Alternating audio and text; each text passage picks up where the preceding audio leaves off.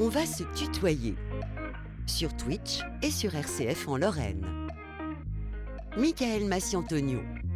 Suite d'On va se tutoyer sur RCF et sur Twitch au www.twitch.tv/RCF en Lorraine avec Pauline Parisot et Célia Baumann pour un entretien dédié au coaching sportif avec Steve Drouin, notre invité du soir qui va nous parler de son métier de coach 3.0, du coaching revisité à découvrir ce soir et dès maintenant avec Célia et sa première question. Alors pour commencer, qu'est-ce qui t'a donné envie de te lancer dans le coaching sportif et mental? Alors déjà, je vais répondre sur le côté sportif. C'est très simple. Je viens de l'éducation, j'ai une éducation à deux facettes. J'ai eu le côté de mon père qui est très porté sur le sport depuis tout petit. Et donc du coup, j'ai pratiqué le football depuis plus de 20 ans. J'ai pratiqué de la boxe anglaise en parallèle. J'ai eu vraiment ces valeurs inculquées du côté sportif. Ma mère était plus sur le côté des études. Ouais, c'est souvent le cas d'ailleurs. Et c'est vrai que je me suis rendu compte que j'étais fait pour ça et j'ai voulu en faire mon métier. Donc du coup, dès l'âge de 18 ans, j'ai passé le diplôme qu'il fallait. J'ai été très bien entouré. J'ai eu la chance de vraiment réussir avec beaucoup de travail et de persévérance. Et donc, dès l'âge de 18 ans et demi, 19 ans, j'étais déjà coach sportif. J'étais déjà diplômé. Et je suis quelqu'un qui ne voulait pas rester sur ses acquis. J'ai toujours voulu continuer à évoluer, à apprendre de nouvelles choses. Et ces dernières années, depuis le Covid, je me suis spécialisé justement sur le côté mental qui prend de plus en plus de place dans le monde actuel pour moi. Et donc tu parles d'un besoin presque vital de bouger et de te challenger. Comment cette passion a-t-elle façonné ta carrière? C'est une très bonne question. En fait, si vous voulez... ah, pardon, on se tutoie. On peut se tutoyer et on se tutoie d'ailleurs. En fait, je me suis rendu compte que j'avais vraiment tout type de public. Je pouvais à la fois avoir des sportifs de haut niveau, à la fois avoir des personnes qui voulaient perdre du poids, des personnes qui avaient des problèmes de santé, des personnes qui n'avaient jamais fait de sport de toute leur vie. Et en fait, finalement, le point commun que j'ai vu, c'était en fait, on voulait tous avoir cette source de motivation, prendre du plaisir et foncer, quoi. Donc ça, c'est vraiment ce qui m'a inspiré. Et après, j'ai adopté mon style 3.0 comme... Eh bien justement, tu as créé une méthode de coaching unique qui mixe sport et mental. Est-ce que tu peux nous en dire un peu plus sur cette approche, justement? Alors, ce qu'il faut savoir aussi, c'est qu'à côté, je suis professeur des écoles avec les CM2. Mhm. Et je trouve que la génération de maintenant, que ce soit pour les jeunes ou pour les personnes un peu plus âgées, à un moment, on a envie de... En fait, on a envie de faire du sport, mais on a envie des fois de comprendre ce qu'on fait et Mhm. aussi de s'amuser. Vraiment de s'amuser, mais de progresser et de comprendre l'utilité. Et ce que j'ai voulu adopter comme style, c'est par exemple quelque chose de simple, mais qui apporte cette identité qui fait la mienne. Donc moi, par exemple, dans mes coachings sportifs, je mets des jeux ludiques, Mhm. des jeux qui sont très connus. Par exemple, je vais utiliser le Puissance 4, qui est Oui, très connu, un Puissance 4 un petit peu plus grand, et forcément. je vais le lier au coaching sportif. Donc comme quoi, on peut faire du sport et faire des jeux en même temps. Et c'est donc une approche ludique du coaching sportif que tu nous proposes, Steve. Quel est le public que tu vises justement par le biais de ces séances? Et ben finalement, c'est pas moi qui vise un type de public, mais c'est avec le temps, j'ai gagné une espèce de légitimité, de reconnaissance envers les gens. Mhm. C'était très paradoxal pour moi, puisque finalement, au début, quand vous vous lancez dans une carrière, c'est à vous d'aller chercher les clients, de faire de la Mhm. communication, et finalement, quand vous commencez à prendre de l'ampleur et à vous rendre compte que à la fois il y a des résultats et de la satisfaction, c'est les gens qui viennent tout seuls. Aujourd'hui, les gens me contactent directement via les réseaux sociaux, par le bouche à oreille, vraiment classique. Et ce qui est assez drôle, c'est que quand ils me contactent, ils se disent, sans me connaître, je vais m'amuser, je vais passer un bon moment. Et ça, c'est génial. Il y a quand même un profil récurrent que tu retrouves en termes de tranche d'âge, par exemple. Alors, j'ai beaucoup de femmes entre 25 et 42 ans. D'accord, Souvent, ce sont des femmes qui ont une vie de famille. d'accord. Et en général, l'objectif qu'on retrouve souvent, c'est perdre du poids ou se D'accord. remettre en forme. C'est clairement l'objectif qui revient. Et souvent, avec la société actuelle, le travail, la vie de famille, les femmes en tout cas, c'est quand même plus la population que j'ai, elles ont du mal à prendre du temps pour elles, en tant que femmes, à s'accorder du temps, et c'est leur moment à elles, clairement. Et alors, est-ce qu'on peut adapter tes séances aux difficultés liées à l'âge ou à l'handicap? Bien sûr. Alors déjà, j'ai tout un tas de types de matériel différents. Ce qu'il faut savoir, c'est que je fais aussi également des programmes sportifs, alimentaires. Donc en général, le plus important, c'est le bilan forme, c'est la première séance. En fait, la première séance, elle va déterminer comment aborder justement les séances. Donc, il y a des questions qui sont très simples, mais qui sont très importantes. Moi, j'ai une base de données qui me permet justement de ensuite adapter les antécédents médicaux, quelle douleur elle peut avoir, si elle a des exercices qu'elle préfère, d'autres qu'elle déteste. Tout ça, c'est des choses qu'il faut noter. Je dirais que je suis un coach qui est très soucieux du détail. C'est ce Mhm. qui fait mon style. Alors des sportifs, il y en a beaucoup, des coachs aussi. Est-ce qu'il y a une personnalité sportive qui t'inspire dans ton domaine? Eh ben, je suis quelqu'un qui n'a pas forcément de... En fait, j'aime bien m'inspirer un petit peu de chaque personne, mais j'ai jamais eu quelqu'un pour qui vraiment j'étais fan, pour qui j'avais Mhm. envie de copier. J'ai toujours eu ce style de vouloir adopter un peu vraiment mon style, comme on dit. T'es inspiré par l'environnement, on peut dire ça, hein, l'environnement autour de toi. Ce qu'il faut savoir, c'est en fait le mode de vie que vous pouvez avoir Mhm. peut, peut influencer sur votre manière de travailler. Moi, Mhm. dû déjà par ma personnalité, je suis quelqu'un qui j'aime faire des activités, j'aime voyager, je voyage Oui. beaucoup. Et en fait, quand vous rencontrez des personnes comme ça, vous apprenez à utiliser certains mots, vous apprenez la sensibilité de certaines personnes. Vous avez une autre approche en fait. Vous avez clairement une autre approche et, et c'est ce qui me permet de m'adapter en fait. Aujourd'hui, à l'heure actuelle, je trouve que je suis capable de m'adapter à n'importe quel type de profil tout en me remettant en question. Mhm. Je reste jamais sur mes acquis et ça, c'est ma philosophie. Et le sport a toujours fait partie de ton ADN depuis tout petit. Quelles sont les valeurs, d'ailleurs tu viens d'en parler un petit peu, C'est vrai. que tu as gardées aujourd'hui, les valeurs que tu souhaites justement transmettre aux personnes que tu coaches, Steve?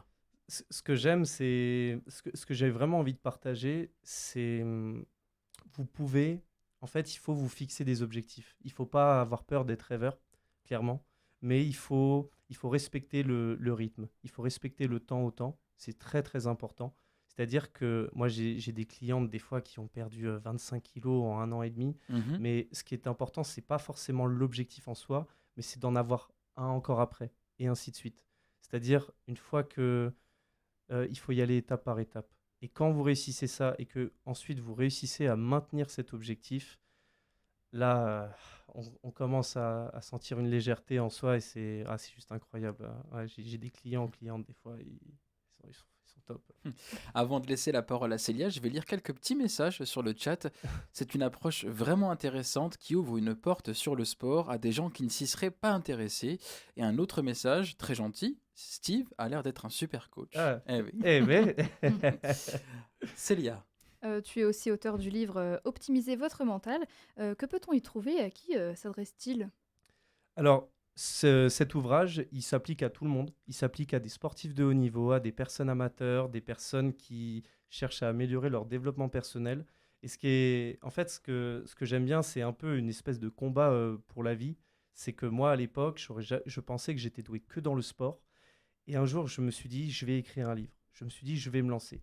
Et j'aurais jamais cru être capable de ça. Et finalement, les valeurs que je défends, c'est-à-dire le dépassement de soi, ne pas lâcher, se fixer des objectifs, bah, je le fais finalement à travers le livre. Et ce qui est intéressant, en tout cas, c'est que les sujets qui sont abordés, moi, je me suis rendu compte que le mental, c'était pas lié juste à un état d'esprit, c'était lié à, par exemple, l'alimentation, c'était lié parfois aussi à des facteurs comme la chance. Il y a énormément de facteurs comme la récupération qui ont finalement ont un rôle à jouer. Et ça, j'essaie de le transmettre en tout cas à travers cet ouvrage. Du coup, est-ce qu'on peut dire que cet ouvrage peut servir d'appui aux personnes qui suivent tes séances? Et est-ce que les deux sont complémentaires et dans quel sens? Alors, j'ai beaucoup de. Alors, moi, de base, je suis quelqu'un qui. Je suis pas dans l'optique de vendre ou d'en parler. D'accord. Mais finalement, comme je vous ai dit, c'est les clients, les clientes, les adhérents qui viennent directement et qui me disent voilà, Steve, je cherche J'adore les livres de développement personnel, j'en ai beaucoup lu. Qu'est-ce que le tien, il a de différent? C'est une très très bonne question. Et en fait, je lui dis, bah, déjà, c'est vrai que tu connais un peu mon identité. Tu vois l'approche que je peux avoir. Et en fait, à un moment, bah, tu essayes. Si ça te plaît, si ça peut t'apporter, tant mieux. Sinon, c'est que du positif. Il faut pas. Ouais. Petite question qui vient du chat. Comment s'adresser à des personnes qui voudraient se réconcilier avec le sport et qui ont un peu peur de se lancer ou qui sont tout simplement complexées? Alors, il faut déjà ce qui est important, c'est dans quel domaine on peut commencer des choses très simples, c'est-à-dire se faire des listes. Mhm. Qu'est-ce qu'on aime? Finalement, les choses les plus abordables, les plus simples, c'est celles qui peuvent euh, nous permettre de nous rendre compte de nos capacités et de ce qu'on a envie. On se fait une liste. Qu'est-ce qu'on aime? Qu'est-ce qu'on aimerait faire? Est-ce qu'il y a des exercices qu'on aime bien? Est-ce qu'on aime bien l'endurance? Est-ce qu'on préfère des courtes distances? On se fait des listes, on échange avec les gens autour de nous et à un moment, on y va à un petit rythme. Après, chacun est différent. Il y a des personnes qui ont besoin d'enchaîner pour vraiment se mettre dans le bain, parce que sinon ils vont lâcher tout de suite. Après, ça, c'est propre à votre identité. Mais à un moment, il faut respecter son corps, il faut respecter son corps, il faut respecter son rythme, il faut aussi respecter son état d'esprit, parce que des fois, on pense être prêt et on ne l'est pas. Et il faut mettre ces conditions de côté et il faut y aller petit à petit. C'est vraiment ce que je conseille. Il n'y a pas de... Par exemple, vous voulez perdre 20 kilos, c'est pas parce que vous voulez perdre 20 kilos que vous êtes pressé que finalement il faut y aller tout de suite, à fond. Puis finalement, si c'est pour les reprendre dans 2 mois, pour moi, ça sert à rien. Donc il faut prendre le temps. Il faut pas avoir peur, hein. On a le temps, il faut être patient. C'est le secret de. Ouais. Alors, tu en as un petit peu parlé, mais quelles sont les erreurs justement les plus fréquentes que tu observes chez les gens qui veulent progresser, que ce soit physiquement ou mentalement? Ce qui est difficile, c'est de récupérer, par exemple, après un échec. C'est-à-dire que des fois, on a un objectif et on se rend compte que une fois qu'on est dedans, même si on y met de l'énergie, qu'on y met du cœur et que vraiment on y met du temps aussi, on se rend compte que finalement l'objectif n'est pas si simple. C'est cette phase-là où justement il faut pas lâcher. C'est cette phase-là. D'ailleurs, ça s'appelle le phénomène de la surcompensation. Mhm. C'est que quand vous démarrez une activité, c'est génial, vous progressez, donc il y a une courbe qui monte comme ça, vous êtes à fond, c'est super. Et la phase la plus difficile, c'est qu'à un moment, pour tout le monde, que ce soit les sportifs de haut niveau ou non, cette phase va descendre. C'est-à-dire qu'à un moment, vous allez régresser, peut-être reprendre un peu de poids, être fatigué, dû à X raisons. Par exemple, mon travail à moi, c'est de limiter cette courbe pour Mhm. pouvoir remonter de plus haut, et ainsi de suite. Et vous, si par exemple vous n'avez pas de coach, quand vous sentez que vous êtes dans une phase où c'est difficile, vous trouvez des astuces, vous faites des activités, vous discutez avec des gens, vous faites des sorties, vous prenez soin de vous avec des soins, etc. pour pouvoir justement remonter de plus belle. Cette phase-là est finalement la plus importante. C'est pas celle où vous êtes à fond Mhm. et tout se passe bien. C'est la phase qui est difficile pour moi. Alors, on a vu des coachs sportifs 3.0 apparaître sur Internet et notamment sur des plateformes comme TikTok. Quel est ton avis, toi, sur le coaching à distance, notamment par le biais de petites vidéos? Alors, j'aime beaucoup l'approche moderne. Ça fait pas longtemps que je me suis lancé là-dedans. Avec mon associé, mon meilleur ami, on a créé une chaîne YouTube et Mhm. j'ai voulu créer une espèce de concept de 4 minutes de sport par jour. D'accord. En fait, j'avais envie un peu de casser les codes. C'est un peu ma marque de fabrique. Oui. J'avais envie de montrer aux personnes qui, justement, n'aiment pas trop le sport ou ont besoin de temps, j'avais envie de leur montrer qu'il était possible de progresser avec juste 4 minutes de sport par jour. Donc, moi aussi, je me suis lancé là-dedans et je trouve qu'il y a que du bon à en tirer. Maintenant, il faut faire attention. Il faut faire très attention à qui est réellement coach, qui a réellement des bons conseils à donner. Ça, c'est à vous parfois de faire les recherches et de chercher la légitimité de la personne parce que c'est vrai que les réseaux sociaux, on peut tomber sur n'importe qui. C'est pas parce que vous avez un beau corps que vous êtes Mhm. un bon coach. C'est parce que vous avez On peut même tomber sur une IA hein, qui coach aussi. C'est vrai, ça fait peur. C'est les dérives. Et en parlant de réseaux sociaux, justement, comment arrives-tu à combiner ton activité sportive et professionnelle avec les réseaux sociaux? Je dors pas beaucoup. Non, alors, c'est comme dans tout. En fait, quand j'ai commencé, moi de base, je suis quelqu'un qui est un peu introverti. J'aime pas trop me montrer en photo, etc. Et en fait, un jour, il y a quelques années, j'ai un client qui m'a dit, mais Steve, en fait, tu fais plein de choses. C'est intéressant quand tu parles. Est-ce que tu veux pas essayer? J'ai essayé petit à petit. Je me suis dit, il faut pas être fermé. Et finalement, comme je l'ai dit, j'ai gagné un peu les gens ont commencé à apprécier un peu mon style. Parfois, ça, on apprécie, parfois, on n'apprécie pas. Et ils ont commencé à apprécier mon approche et je me suis lancé, quoi. Ouais. Mais comme dans tout, j'ai commencé, je mettais 5 heures à faire un montage, mais alors 5 heures comme pas possible. Et comme dans tout, j'ai continué, j'ai continué, j'ai continué. Aujourd'hui, ça me prend 3 minutes pour faire un montage. Ouais. Et d'ailleurs, malheureusement, on sait que le body shaming est un phénomène présent depuis bien longtemps sur les réseaux. Est-ce que tu as souvent affaire à des profils qui en ont été victimes parmi les personnes que tu coaches? Non, pour le coup, c'est vrai que j'ai pas eu encore l'occasion. Je j'ai pas eu l'occasion. Pour l'instant, du moins. Pour Et l'instant. on espère que ce ne soit pas le cas quand même, du moins que ce genre de pratiques finissent par diminuer et disparaître, même si pour l'instant c'est un petit peu utopique, hein, on va pas se mentir. Parlons de choses quand même un peu plus joyeuses, puisqu'on arrive tout doucement à la fin de cet entretien. Steve, quel est le moment dont tu es le plus fier dans ta carrière jusqu'à présent? Ouf. J'ai le droit de dire aujourd'hui ou... Bah, écoute, pourquoi pas, hein, le Fayot, Ce sera enregistré, ça. et c'est en direct, hein. C'est en direct. Alors, j'ai une femme, c'est très récent. J'ai une cliente qui m'a bouleversé. C'est très rare qu'on me bouleverse autant. Oui. En fait, quand elle vient en coaching, quand elle vient en coaching, je me suis rendu compte qu'elle avait vraiment un poids sur le cœur. Et si vous voulez, la partie de mon travail, finalement, elle a un gros aspect psychologique. Parfois, on s'exprime, les gens ont besoin vraiment voilà, de dire des choses. Et j'ai une femme qui a eu un mari après un accident de voiture, qui est tombé du coup et qui est en fauteuil roulant. Ça a été très difficile pour elle et en fait, elle s'est jamais accordée de temps en tant que femme puisqu'elle a passé beaucoup de temps voilà, avec son mari. Et finalement, elle a une espèce de loyauté que je trouve vraiment remarquable. Et en fait, quand elle vient avec moi en sport, c'est assez émotionnel, mais en fait, après chaque séance, elle se met à pleurer. Mais pas pleurer en mode triste, mais elle se met à pleurer en mode merci pour tout ce que tu fais, j'en ai besoin, je sens que je progresse. Et ça me bouleverse le cœur. Et ça, je suis fier. Ouais, vraiment, les personnes. Ça, c'est une partie de mon travail qui est un peu cachée. C'est des témoignages qui marquent beaucoup, Ouais. forcément. Quel conseil est-ce que tu pourrais donner à quelqu'un qui souhaiterait progresser sur le plan physique et mental? Alors, je pense qu'il faut dissocier les deux. Il faut vraiment dissocier les deux. D'accord. Quand on parle de coaching physique, on est sur on est sur le plan physique, on est sur une programmation, sur une préparation.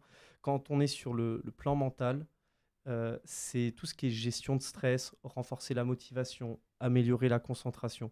Il faut dissocier les deux. Il faut le savoir que quand vous faites des exercices sportifs, l'intensité que vous allez y mettre va apporter quelque chose. Si vous voulez apporter ce côté mental, c'est-à-dire la performance et dépasser ses limites, il va falloir multiplier les tâches. C'est-à-dire que par exemple, vous pouvez faire, si vous faites un squat qui est très intense, là on est sur du côté physique. Si vous rajoutez des éléments, c'est-à-dire que par exemple, on peut se bander les yeux, et là vous travaillez d'autres sens, c'est un exemple, là on rentre sur ce côté psychique, mental. Et c'est intéressant. D'ailleurs, de plus en plus de sportifs de haut niveau font appel à des coachs mentaux, et même dans les entreprises d'ailleurs, pour les salariés, pour que ça se passe de mieux en mieux. Alors, il nous reste quelques petites secondes. Si Steve, où est-ce qu'on peut te trouver sur les réseaux sociaux? Alors, vous pouvez me trouver sur Instagram principalement, SteveCoach77. Sinon, vous pouvez aussi me trouver sur Facebook avec la JS Coaching, avec mon associé, où là, il y a pas mal de montages qu'on a fait justement en 3 minutes maintenant, 15 secondes. Bien, justement, pour les auditeurs qui souhaiteraient peut-être accéder à la chaîne YouTube, il y a une chaîne YouTube? Oui, vous tapez JS Coaching, c'est très simple, avec le logo du lion. Le lion, c'est moi, je ressemble à un lion. Et c'est sur cette très belle comparaison que va se terminer cet entretien. Merci beaucoup Steve. Merci. Merci beaucoup pour ta joie et ta bonne humeur. Steve qui est venu en béquille, faut le préciser quand même. Voilà. Merci beaucoup Steve. Merci à Océane Denagno pour la technique vidéo. Merci à Pauline Parisot pour la chronique Planète Metz. Merci à Célia Baumann pour la co-animation et le point réseau. J'ai presque envie de dire le taxi. On en reparlera à la fin de la saison dans un best-of, dans un dernier débrief à la fin de la saison. Cette émission sera disponible en réécoute sur rcf.fr. La vidéo de l'entretien prochainement sur le YouTube de RCF Lorraine. Et on se retrouve la semaine prochaine pour découvrir le parcours d'une étudiante au conservatoire spécialisée dans le théâtre.